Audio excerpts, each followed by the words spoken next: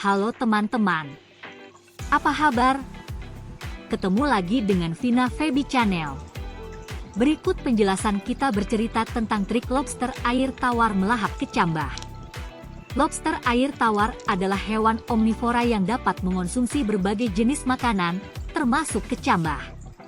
Berikut adalah langkah-langkah bagaimana lobster air tawar melahap kecambah. 1. Pencarian makanan. Penciuman dan sentuhan, lobster menggunakan antenanya untuk merasakan bau dan tekstur makanan di sekitarnya. Mereka memiliki kemampuan untuk mendeteksi bahan organik dalam air, termasuk kecambah. Visual, meskipun penglihatan mereka tidak terlalu tajam, lobster juga menggunakan mata untuk mencari makanan di sekitar mereka. 2. Pendekatan.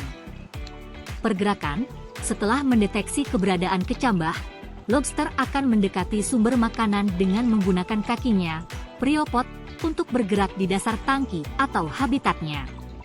3. Penanganan makanan. Penggunaan kaki depan, lobster menggunakan celai, capit, dan priopod, kaki berjalan, untuk menangkap dan memegang kecambah. Capit mereka membantu merobek atau memotong kecambah menjadi bagian yang lebih kecil jika diperlukan. Manipulasi.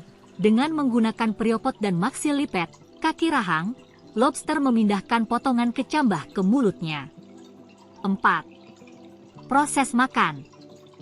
Pemisahan dan pemotongan, lobster menggunakan capit dan maxilliped untuk memotong kecambah menjadi potongan-potongan yang lebih mudah dicerna. Pengunyahan. Setelah kecambah dipotong menjadi bagian kecil, lobster menggunakan mandibula, rahang, untuk mengunyah makanan. Rahang mereka yang kuat mampu menghancurkan jaringan tumbuhan. 5. Pencernaan. Pemasukan makanan ke mulut, potongan-potongan kecil kecambah dimasukkan ke dalam mulut dan diteruskan ke esofagus. Stomach, perut dari esofagus, makanan masuk ke perut, di mana terdapat gizzard yang berfungsi menggiling makanan lebih lanjut.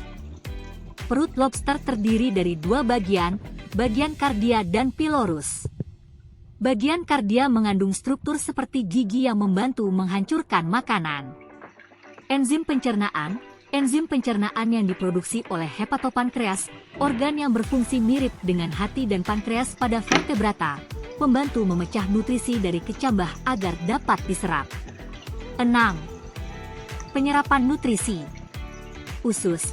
Nutrisi yang telah dipecah kemudian diserap melalui dinding usus. Sisa makanan yang tidak tercerna akan dikeluarkan melalui anus sebagai kotoran. 7. Ekskresi. Kotoran, lobster mengeluarkan sisa makanan yang tidak tercerna sebagai kotoran melalui anus yang terletak di ujung ekor. Faktor pendukung. Kualitas air. Kualitas air yang baik, termasuk kadar oksigen yang cukup dan pH yang stabil, sangat penting untuk mendukung proses makan dan pencernaan yang efisien. Lingkungan yang aman dan minim gangguan memungkinkan lobster untuk mencari dan mengonsumsi makanan tanpa stres berlebihan. Dengan demikian kami dapat simpulan bahwa lobster air tawar menggunakan kombinasi sensorik dan mekanis untuk mendeteksi, menangkap, dan mengonsumsi kecambah. Proses ini melibatkan beberapa struktur anatomi seperti antena, capit, kaki berjalan, rahang, dan organ pencernaan yang bekerja secara sinergis untuk memastikan makanan dicerna dengan efisien dan nutrisi diserap untuk kebutuhan tubuh. Teman-teman, terima kasih masih setia menonton video ini. Materi selanjutnya adalah tentang lobster air tawar lebih suka makanan yang tenggelam di dasar air atau yang menggambang di atas air. Penjelasannya sebagai berikut. Lobster air tawar cenderung lebih nyaman makan makanan yang tenggelam ke dasar air. Ini disebabkan oleh beberapa faktor yang berkaitan dengan perilaku makan dan adaptasi alami mereka, yaitu 1. Perilaku alamiah. Habitat alami, di alam liar, lobster air tawar biasanya mencari makanan di dasar perairan seperti sungai, danau, atau kolam. Mereka mengais-ngais substrat untuk menemukan makanan seperti detritus, tanaman, dan hewan kecil. Struktur anatomi, lobster air tawar memiliki anatomi yang dirancang untuk mencari makanan di dasar, dengan kaki berjalan yang kuat untuk menggali dan capit yang digunakan untuk meraih dan memanipulasi makanan dari substrat.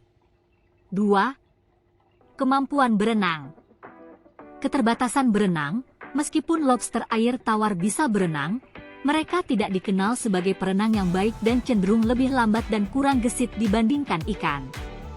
Oleh karena itu, mereka lebih efisien mencari makanan di dasar air.